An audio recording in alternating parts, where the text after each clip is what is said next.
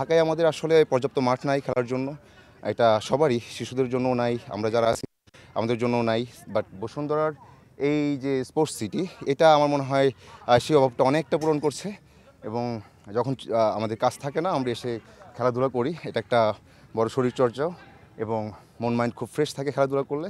So এই positive ব্যাপারটার জন্য বসুন্ধরা গ্রুপকে অনেক বেশি থ্যাঙ্কস এবং কৃতজ্ঞ, সাধুবাদ জানাই।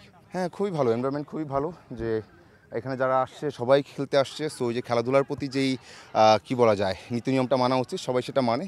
এবং এই অনেকটা অনেকই ফর্মাল এবং অনেকই ইনফর্মাল খেলছে এখানে, যে কেউ জার্সি পরে আসছে একদম যা যা করে খেলায় নামা উচিত সেটা ফলো করছে, আবার কেউ এসে ওকে আসলাম জয়েন করি এভাবে। সো এটা ঠিক আমার অভিজ্ঞতা থেকে বলছি যে আমরা এখানে খুবই এনজয় করি এবং যতদিন খেলাধুলা করছি খুবই ভালো লাগছে আর কি। হ্যাঁ, সামনে আসবে ফান্দা। আজকের খেলা আপনারা দেখছিলেন যেমন জমজমাট, এবং আমাদের সাথে যারা এখানে রিপোর্টাররা ছিলেন তারা আমাদের বিপক্ষ দল ছিল। আমরা একের পর এক গোল দিচ্ছিলাম। ইটস লাইক আপনারাও ফান্দায় আটকা পড়ে গেছেন, তো খেলা ফান্দার মতোই খুবই শ্বাসরুদ্ধকর হচ্ছে।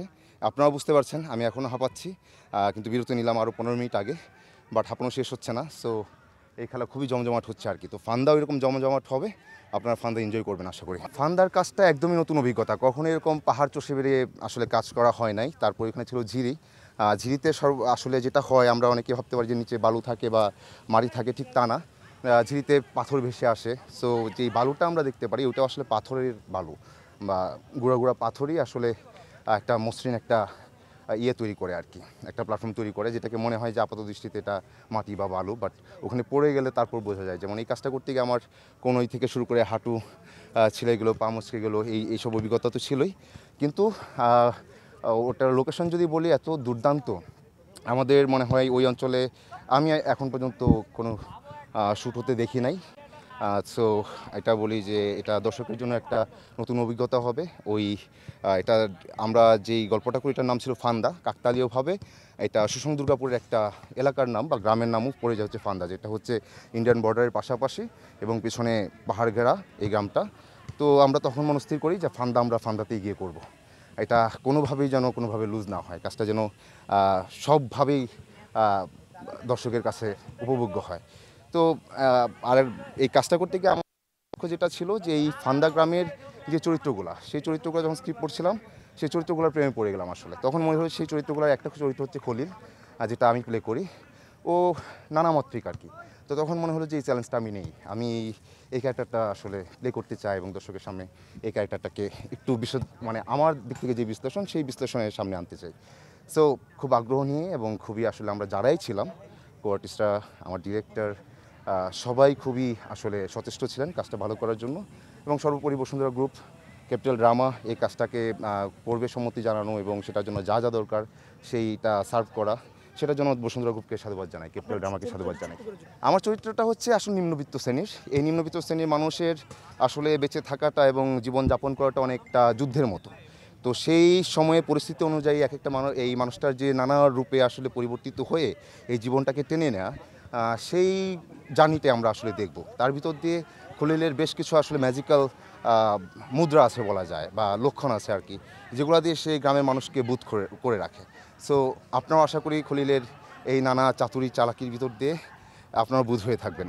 তানজিন তিশা ওনার সাথে কাজের অভিজ্ঞতা আমার বরাবরই ভালো। আমি যখন আসলে নাটক শুরু করি, আমার ক্যারিয়ারের শুরু থেকে আমি তার সাথে অনেক কাজ করে আসছি এবং লাস্ট কিছুদিন আমাদের অনেক কাজ হলো। সব কয়টাই বলবো যে দর্শকপ্রিয়তা পেয়েছে এবং দর্শকের একটা আগ্রহ আছে আমার এবং তানজিন তিশার কাজ নিয়ে। আর কোআর্টিস্ট হিসাবে সে সবসময় খুবই হেল্পফুল, এবং আমি জানি না আমার যখন আমরা কাজ করি আমরা খুবই ভালো আমাদের বোঝাপড়া থাকে এবং আলাপ আলোচনা করিনি যে আমরা এই করতে যাচ্ছি। সো এই ব্যাপারটায় আমাদের এতটুকু সচেতন থাকতে হবে, এই হবে। তো সেই বন্ডিংটা আমাদের খুব ভালো। সো এক কথাই বলবো যে আমাদের কাজ করার অভিজ্ঞতা দারুণ। ক্যাপিটাল ড্রামা থেকে যখন কল পাই যে বসুন্ধরা গ্রুপ থেকে বলছেন, ক্যাপিটাল ড্রামা থেকে, এবং আমি বললাম যে আপনার নাম, বললো সজল। হ্যাঁ, তো আমি তখন ভাবলাম যে কণ্ঠটা পরিচিত লাগছে, তখন আমি বলছি মিরাক্কেলের সজল ভাই।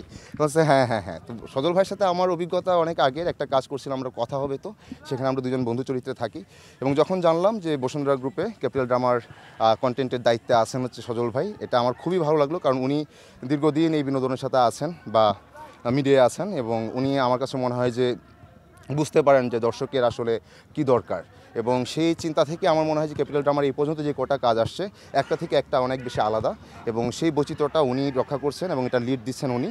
তো সজল ভাইয়ের প্রতি আমি একদম দারুণভাবে এবং বিশালভাবে আসলে সাধুবাদ জানাই সজল ভাইকে, এবং আশা করি সজল ভাই সামনেও দর্শকদের দুর্দান্ত কাজ দিয়ে যাবেন। For more updates, subscribe to our YouTube channel and click on the bell icon. Follow us on Facebook and Instagram. Download T-Sports app to enjoy exciting games and highlights. Visit tsports.com.